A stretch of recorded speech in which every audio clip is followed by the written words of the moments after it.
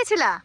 ওই দেখতে গেছিলাম ওইদিকে কচু শাক আছে কিনা। খুকির বাবাকে সকালবেলায় বললাম যে কচু শাক অনেকদিন ধরে খাওয়া হয় না, তো একটু কচু শাক তেলে তুলে তুলে রান্না করতাম। বলে এমন দিনে তুমি কচু শাক কোথায় পাবা, এখন তো খোদা দিন, আমাদের আশেপাশে তো নাই। তবে এই যে বাজারে গেল, বললো যে থলেটা দাও, যাই বাজারে গিয়ে দেখি কচু শাক পাই কিনা, পেলে তো কিনে আনবো। তাও আমি একবার দেখে এলাম, আর বাজার থেকে আনলেও আনবে একাটি ছোট এক মুঠা। ভাবলাম যে এখানে ওখানে যদি আর কিছু পাই ওই মিলিয়ে টিলিয়ে রান্না করা যাবে, হয় নাই, আনা যাবে না। দেখি বাজার থেকে যদি আনে তবে আজকে কচু শাক রান্না করবো। এই যে এখানে কয়টা আছে তা ছোট ছোট, একদিন যদি একটু বৃষ্টির ছিটা পড়ে তাই বড় হয়ে যাবে। এই কয়টাই আমরা মাঝে মধ্যে তুলে তুলে খাই। হাঁড়িটা লেপ দিছো? হাঁড়ি লেপ দিছি, আজকে ডাল হাঁড়িতে রান্না করব। ডাল রান্না করলে হাঁড়িতে রান্না করলেই ভালো, তাড়াতাড়ি গলে যায়। আগে কড়াইতে ডালটা ভেজে নেবো, তারপরে হাঁড়িতে ডাল রান্না করবো। এইটুকু আজকে লাগবে। ডালগুলো ভাজার জন্য কড়াইটা উনানে বসালাম। কড়াই গরম হয়ে গেছে, কড়াইতে ডাল দিলাম, নেড়ে চেড়ে এখন ভেজে নেই। ডাল একটু বেশি গলে গেছে, আর নাড়ানাড়ি বন্ধ করলে চলবে না, অনবরত নেড়ে নেড়ে ডালগুলো ভাজতে হবে।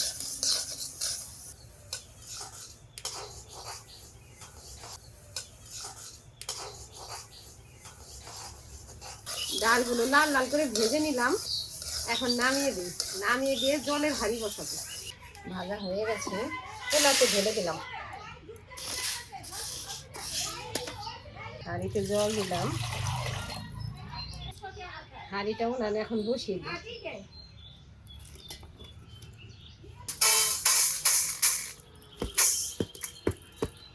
হাঁড়ির জল গরম হয়ে গেছে, ডালগুলো এখন পরিষ্কার করে ধুয়ে জলে দিয়ে দিই।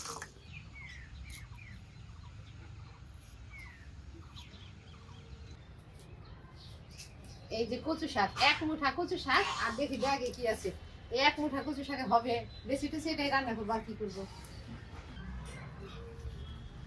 আমি স্নান টান করে নিছি, এখন আর কচু শাক কাটবো না। খুকি তোর বাবাকে বল স্নানের আগে কচু শাকটা একটু রেডি করে দিই। দাও। নে নে, যাতে স্নান করার আগে কচু শাকটা একটু বেছে টেছে দেখ। ও ভালো আছে, আরেকটা জিনিস আনছি রে, সাজনা আনছি। এই সিজনের প্রথম সাজনা আসলো আমাদের বাড়িতে, এটা আজকে রান্না করবো, সর্ষে দিয়ে করবো। ডাল বলক এসে গেছে, ফ্যান ফেলে লবণ দিই, লবণ দিয়ে সাজনা কেটে আনি। এদিকে ডালটা গড়িয়ে গড়িয়ে সেদ্ধ হতে থাকে।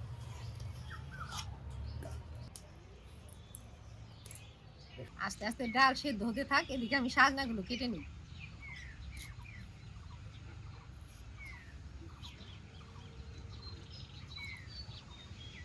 মাপ দিয়ে দিয়ে কাটবে, সমান সমান হবে, শেষে গিয়ে না মেললে দু একটা ছোট বড় হবে।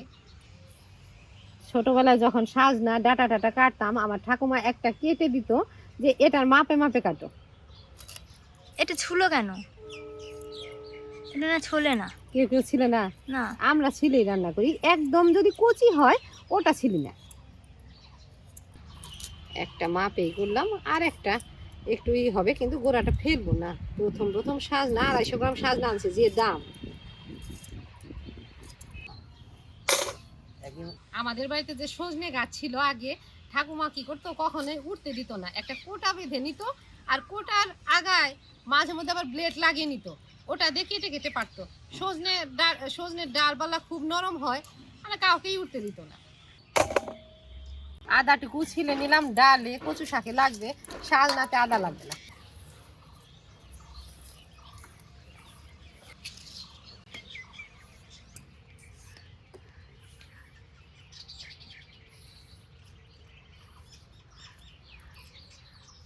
সাজনার পরিমাণ কম হলে তার সাথে লাউয়ের ডোকা টোকা মিশিয়েও চড়চড়ি করা যায়, তবে লাউয়ের ডোকা তো নাই, ওটা বলে আর লাভ নাই। এই যে কয়েকটা আলু দেব, নতুন আলু। মুগ ডাল তো পনির দিয়ে করতে চাইছিলাম, তবে বাজার থেকে খুব দেশি ভালো একটা ফুলকপি আনছে, এই ডাটা ডুটার অল্প ফুলকপি ডালে দেবো, আর সাথে দিয়ে একটা সজনেও দিয়ে দেবো। আর বাপ বেটিতে কচু শাকটা এত পছন্দ করে, ওটা হলে এদের আর কিছু লাগে না। আজকে ডাটা দিয়ে মুগ ডালটা রান্না করি।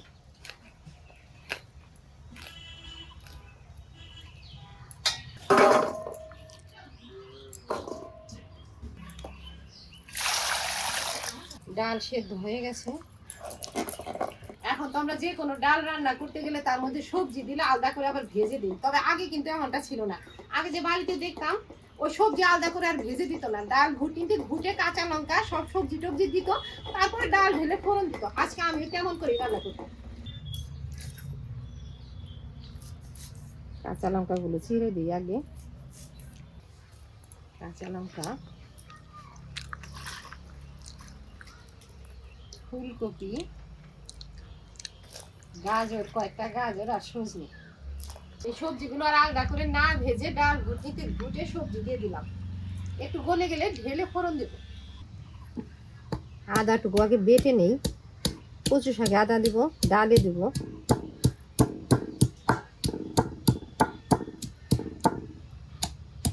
সবটুকুই বেটে রাখি, যতটুকু লাগবে দেবো, থাকলে অল্প থাকবে, এইটুকু ফোড়নের জন্য রাখি।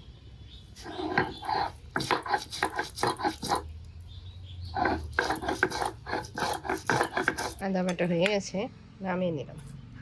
ডালে হলুদ গুঁড়ো দিয়ে দিই,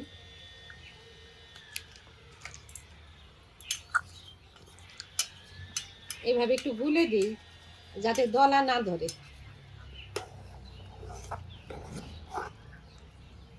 আদা বাটা,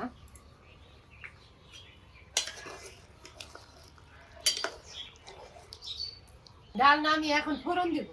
আলাদা করে আর ঢালবো না, আর একটা কড়াইতেই ফোড়ন দেবো। কড়াইতে সর্ষের তেল দিলাম, ফোড়নে দেবো তেজপাতা, শুকনো লঙ্কা, 5 ফোড়ন আর থেতো আদা। অর্ধেক তেজপাতা, 2টা শুকনো লঙ্কা, 5 ফোড়ন, থেতো আদাটুকু দিই। এখন ডাল ঢেলে দিই।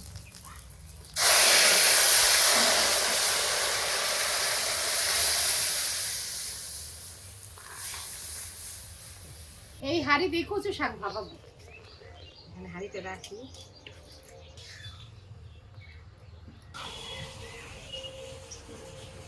ডাল পুরোপুরি জাল হয়ে গেছে আর সবজিগুলো গলে গেছে। এখন ভাজা জিরে গুঁড়ো ছড়িয়ে নামিয়ে দেবো। ভাজা জিরে গুঁড়ো ছড়িয়ে দিলাম, নেড়ে চেড়ে মিশিয়ে দিই, নেড়ে চেড়ে মিশিয়ে দিলাম। এখনই গামলাতে ঢেলে দেবো।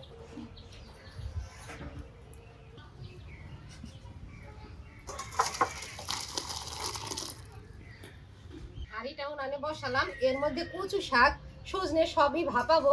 তবে আগে সজনেই ভাপিয়ে নিই, কচু শাক ভাপালে তো আর সজনে ভাপাতে পারবো না, বা আবার মাছতে হবে। যাই হোক, হাঁড়িতে জল দিলাম, আলুটা 2 টুকরা করে দেবো। জলটা গরম হোক, আমি আলুটা 2 টুকরা করে নিই।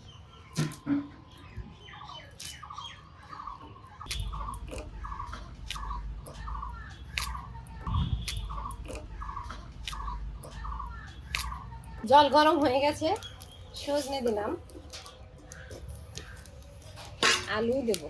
আলুগুলো ছিলে ধুয়ে নিচ্ছি, তারপরে তো ওই যে জলের মধ্যেই রাখছি, ছেঁকে ছেঁকে দিলাম। একটু নুনের ছিট দিলাম। বাটিতে সাদা কালো সর্ষে নিলাম, একটু জলে ভিজিয়ে দিই। এদিকে আলু সজনে ভাপানো হয়ে গেছে, গরম জল সহ ঢেলে দিয়ে রাখি।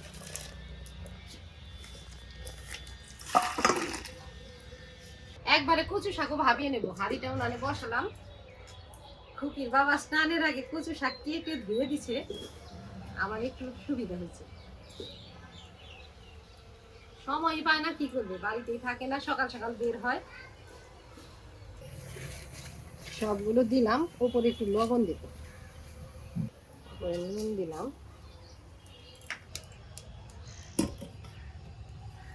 কচু শাক ভাবতে থাকে, এদিকে আমি সর্ষেটা বেটে নিই। কাঁচা লঙ্কা, লবণ,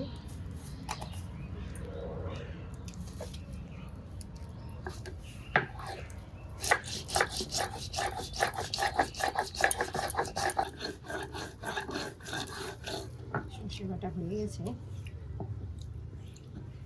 ধুয়ে টুয়ে একটা বাটির মধ্যে নামিয়ে রাখি।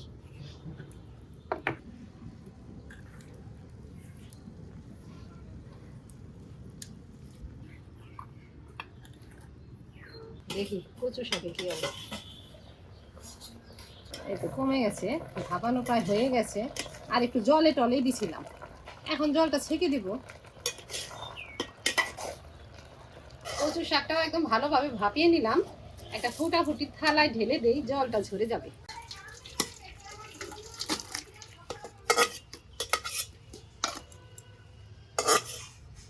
সর্ষে তো বেটে রাখছি, এখন আগে শাকটা রান্না করে নিই।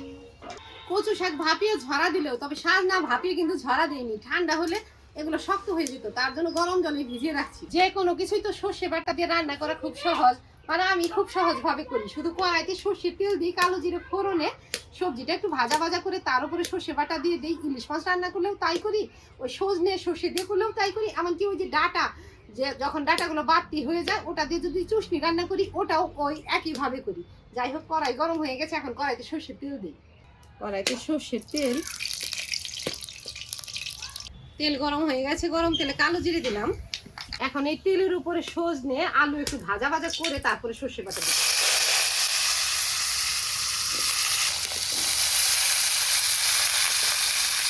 সজনেও লবণ দিয়ে ভাপাইছি, সর্ষেও লবণ দিয়ে বাড়ছি, এখানে অল্প লবণ দেবো। লবণ হলুদ দিলাম, একটু ভাজা ভাজা করে নিই। সর্ষে বাটা নেড়ে চেড়ে মিশিয়ে নিই। যদি গ্রেভি যদি রাখি তবে অল্প জল দিব, অল্প জল দিতেই হবে, অল্প জল দিয়ে দিলাম। কচু শাক তো অন্যান্য শাকের মতো না, এটা একটু চুলকানো শাক। আর আমার ঠাকুমা কচু শাক রান্না করলেই কাঁচা লঙ্কা ওই চিড়ে না দিয়ে আধা বাটা করে দিত, বলতো কচু শাক একটু ঝাল টাল হলে খেতে ভালো লাগে। কাঁচা লঙ্কা আধা বাটা করে নিলাম, ভাপানো শাকের উপর দিয়ে রাখবো।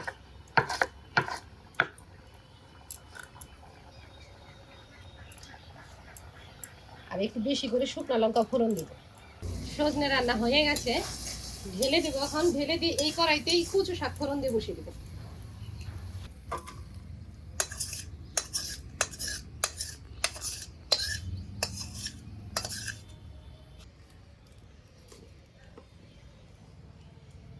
কড়াইতে সর্ষের তেল দিলাম, 3টা শুকনো লঙ্কা নিচ্ছি, চিড়ে দেবো। অল্প তেজপাতাও দিয়ে দিলাম। তেজপাতা শুকনো লঙ্কা একটু ভেজে নিই, তারপরে কালো জিরে দেবো।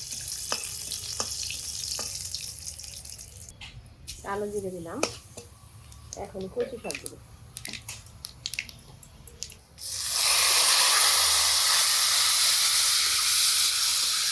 আদা বাটা, হলুদ গুঁড়ো, শেষে দেবো ভাজা জিরে গুঁড়ো।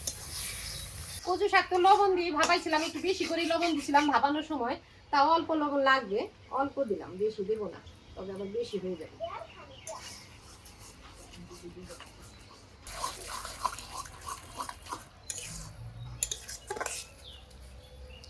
ভাজা জিরে গুঁড়ো ছড়িয়ে দিলাম। উনানে বসিয়ে রাখছি, একদম শুকিয়ে গেছে, নেড়ে চেড়ে মিশিয়ে দিই।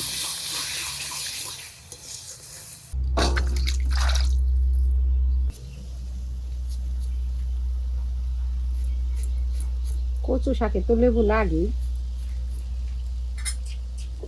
তার মধ্যে ডাল ভাত রান্না করছি, ওটাতেও লাগবে। কচু শাকটা এখন ঢেলে দিই।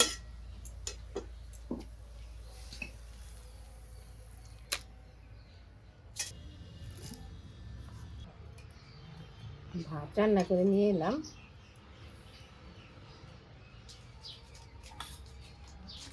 কচু শাক দিয়ে দিই থালাতে।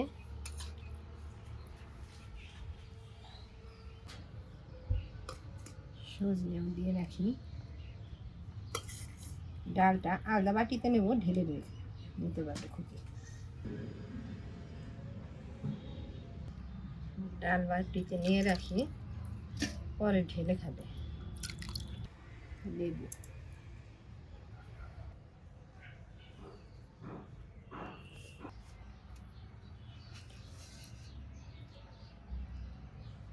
কচু শাক দিয়ে আগে খাবো। লেবু চিপার সময় তোমার জিভে জল আসছে না? যে কোনো খাবার দেখলে আমার জিভে জল আসে।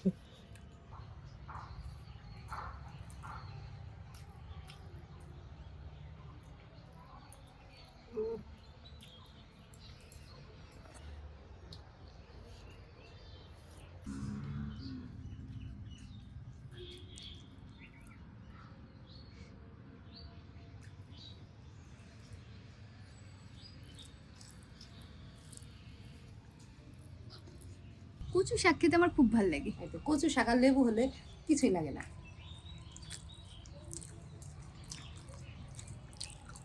ভালো আছে, একটু ধরে না, গলা ধরে না। ধরবে না তো, এখন শুখা দিনের না, এই সময় ধরে না। বর্ষাকালে একটু যদি কখনো মানে কোথাও জল জমে ওখান থেকে কচু শাক তোলা হয় তবে গলা ধরে, তাছাড়া গলা ধরে না। যেখানে জল না জমে ওখানে কচু শাকে কখনোই গলা ধরে না।